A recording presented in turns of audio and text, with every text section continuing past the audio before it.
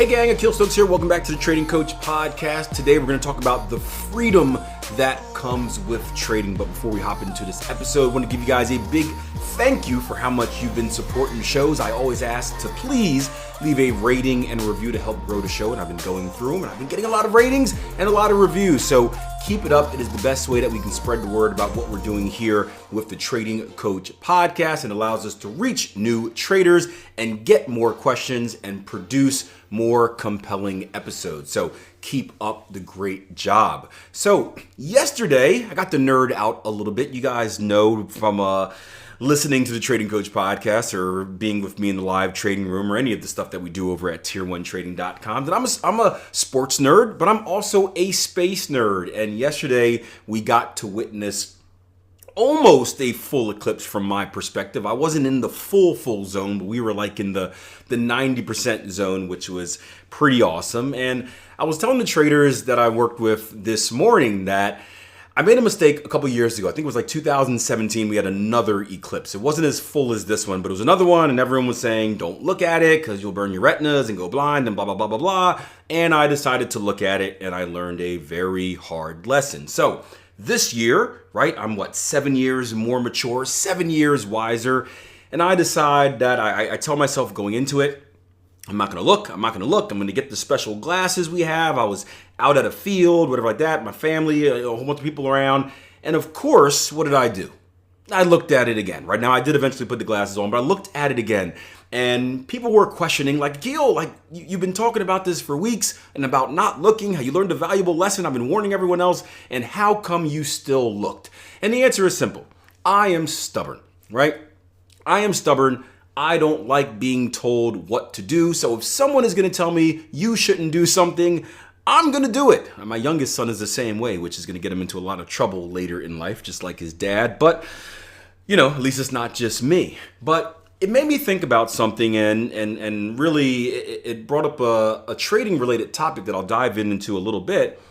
But it really made me think about who I am as a person and why I got into trading in the first place, right? The reason I decided to be an entrepreneur, even before I knew trading was what was going to fulfill that need, was because I was tired of doing what other people told me to do. I was tired of having a boss that told me when I had to come into work, what I had to dress, blah, blah, blah, blah, blah, blah, blah, blah, blah, right? I've been working since a really young age, probably like 13 or something like that. And it just got old. And the final straw was when I wanted a specific time open. And I remember I declined the job because I asked him, like, hey, I know I have to work a certain amount of hours a week, but can I come in early like I'll come in 5 o'clock in the morning as long as I can leave by 3 because I want to coach track and field and practice starts at 3. And the boss told me, no, there's no flexibility.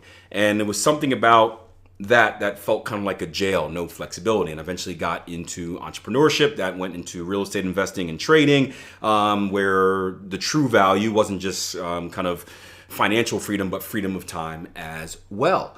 And when it comes to trading, one of the things I like about trading is not just the freedom of time, but the freedom that you have in developing what type of trader you want to be. And I think when a lot of us first get into trading, we assume that there's one way, right? There's one secret. I'm pointing in a straight line right here with my hand. I realize I didn't put the video up, so you guys aren't seeing me today. But I think we go into trading thinking there's one clear path that we need to follow. And if you want to be a successful trader, you have to follow this robotic path, right? The truth is, the real freedom of trading and investing is that it is completely open to whatever you want to do, and Forex specifically because of the 24-hour nature of it, meaning that if you want to trade this way, you can. If you want to trade that way, you can. If you want to trade at this time at night, you can. You want to wake up and trade at this time in the morning, you can. If you want to be more short term and more in and out with the action, you can. If you want to be more passive, you can. There's really no one rule you have to follow. Now, there are recommendations, right? Like rules-based trading and blah, blah, blah, money management, proper risk management, blah, blah, blah. But there's no one set rule from the actual execution style of trading that you have to follow. And that's appealing to a lot of people because we like flexibility. We like being able to do what we want. We like having options. There's not many of us. There are some that really love it, kind of being boxed in and being told what to do because it makes the decision simple. But I would say that most of us like having options, and the freedom, or at least the idea that we have the freedom to do whatever you want. And when it comes to trading, if you're just starting off, right, there's a few big decisions that you have to make. One, where are your philosophical values going to lie as far as what's more important in the market, right? Because there are two things that make the market moves, right? There are team technicals on your left, and in the red corner, team fundamentals, right? There's this two kind of like bulls and bears opposing forces, where the truth is technicals and fundamentals aren't opposing at all. They actually complement each other, but the industry makes it seem like you have to choose one over the other. You can certainly do both, but I do believe that one has to trump the other. So I do pay attention to fundamental analysis, news, stuff like that, but all of my trading decisions are made off of the technicals. When I flip around and put my investor hat on, all of my decisions are made off the fundamentals, and only my entries and key levels, I should say, are based off the technicals. So you have to know what trumps the other. Within those, there are more decisions. So let's say if you do choose the technical route, which I think is better, especially for a retail trader, then the next decision is, okay, do you want to be mechanical or discretionary? So we think of mechanical as being binary, 1, 0, black, white. There's no kind of freedom of expression. There's no freedom of interpretation. It's simply it is or it isn't. So for example, if you're using a moving average cross, and you're using, hey, if the 20 moving average is above the 50 moving average, then I buy. And then if it flips, so the 20 moving average is below the 50 moving average, then I sell, right? You can see there's no room for interpretation, right? The moving average is numerically based. You look at it, and one number has to be higher than the other. I suppose they can both be even, but then that wouldn't fit the criteria of one needing to be above, right? But you see how there's no freedom of choice in there. It's either yes or no.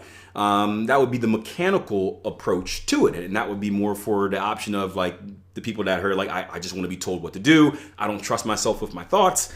Just tell me what to do. I want it nice and simple. I don't want to give myself room to mess anything up.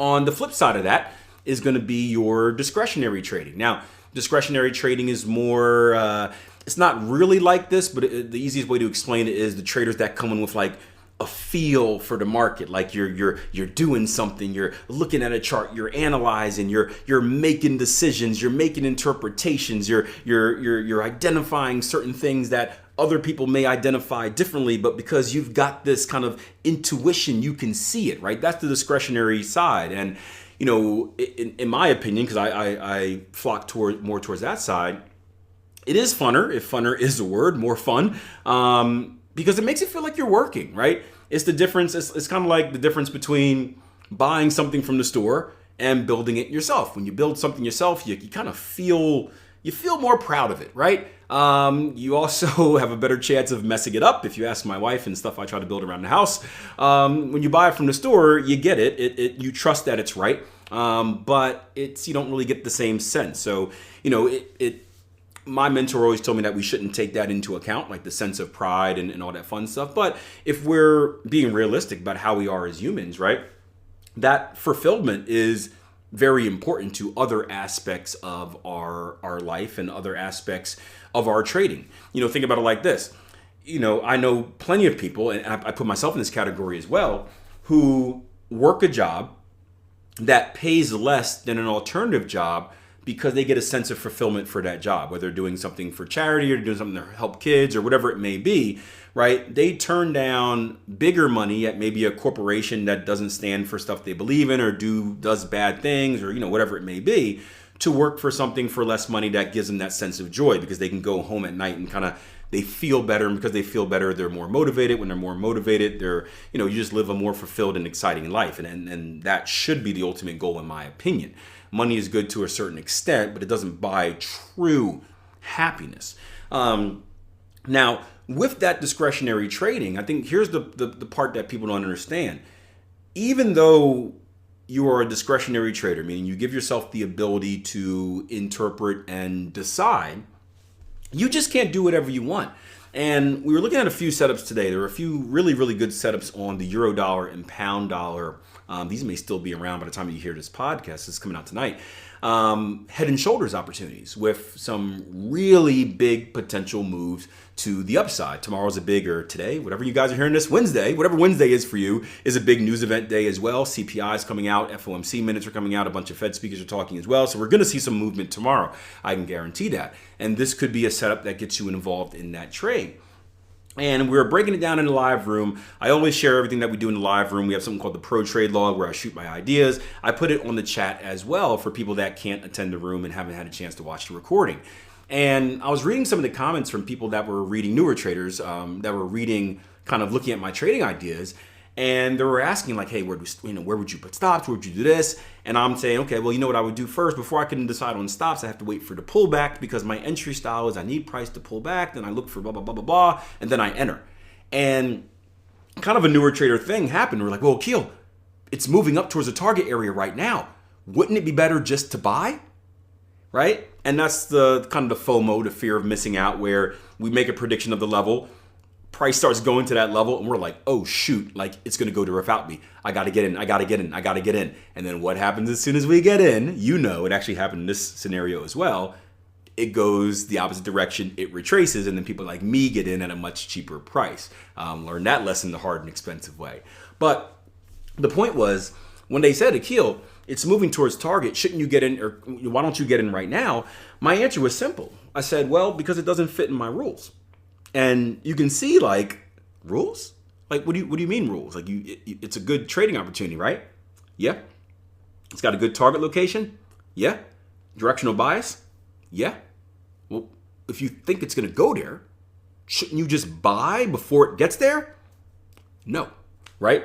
And that's the difference between discretionary trading and rules-based discretionary trading. Discretionary trading, sure, if I feel it, I can buy it, right? But there's no consistency in that. Right? Even people that claim to have intuition, there's no consistency in it because at some point we're going to get emotionally influenced, right? So I'm all for discretionary trading, but it has to be discretionary trading within a set of rules. And rules have to be, what you're taking, how you're taking it, risk management, target, stuff like that. You can't just kind of come into the charts and do whatever you want. You have to wait for specific things that meet your rules, because if you don't have rules, how can you have ever went back and tested it through historical data? How can you analyze that data and see that what you're trading has an edge, right? Positive expectancy. And how do you know if what you're trading is actually profitable or not? And that's the problem. Most traders don't have that. They don't do that, and they don't know. So they get into the markets and they're just doing random stuffs and they get random results. And there's no consistent profitability in random results. Either you survive long enough to, just stay break even and keep investing money into your account and then losing it and then investing more money into your account, or you survive long enough to hit the big loss and you're done forever, right? Those are the two options. So you have to surround your discretion by rules. Imagine it like if you were an animal, like a electric fence for a dog, for example, where maybe you put your dog outside and your dog has freedom to roam all around the yard. They can go to the front, they can go to the back, they can go to the left, they can go to the right. But they know that, hey, I can do anything I want inside this yard, but I cannot go outside that electric fence. That is the protection that rules gives us. And it's not to, prohibit us from doing stuff. It's to protect us from getting in trouble. Hope you guys enjoyed the episode. Love to hear your thoughts on rules-based trading. Are you a rules-based trader? Are you a discretionary trader? Let me know. I'll open up a Q&A section on Spotify. And also, before you leave, remember, share this podcast with a buddy of yours, right? Rate, review, all the fun stuff to support what we're doing here at the Trading Coach Podcast. And until next time, plan your trade, trade your plan. Take care.